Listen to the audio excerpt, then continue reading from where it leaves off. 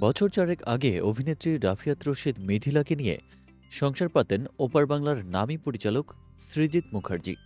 তাদের এই ভালোবাসার সংসারে নাকি দূরত্ব সৃষ্টি হয়েছে, শোনা যাচ্ছে অনেকদিন ধরেই। এরই মধ্যে কয়েকদিন আগে প্রাক্তন প্রেমিকা টালিউড অভিনেত্রী রীতাভরি চক্রবর্তীকে বুকে জড়িয়ে একটি পোস্ট দেন সৃজিত, আর তা থেকে শুরু হয় নয়া জল্পনা। প্রশ্নবাদে মিথিলা সৃজিতের এই দূরত্বের মাঝে প্রাক্তনকে নিয়ে কিসের ইঙ্গিত দিলেন পরিচালক। রীতাভরির সঙ্গে সেলফি তুলে সেই পোস্টে সৃজিত লিখেছেন, জমা খরচ হিসেব নিকেশ কোথায় শুরু, কোথায় বা শেষ, কেমন আছো, অনেক বছর পেরিয়ে এলাম, হঠাৎ তোমার দেখা পেলাম, কেমন আছো। সৃজিতের এই বার্তা পড়ে অনুরাগীরা ধরে নিয়েছিলেন বহুদিন পর মুখোমুখি সৌজন্য সাক্ষাৎ হলো তাদের।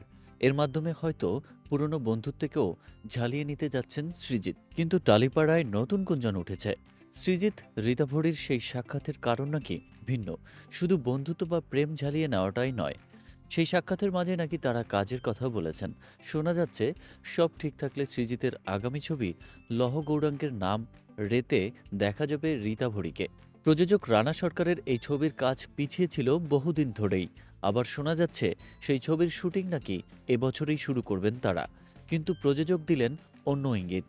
ভারতীয় গণমাধ্যমকে জানালেন, ছবি নিয়ে বলার সময় এখনও আসেনি, যথাসময়ে সকলে সব জানতে পারবেন।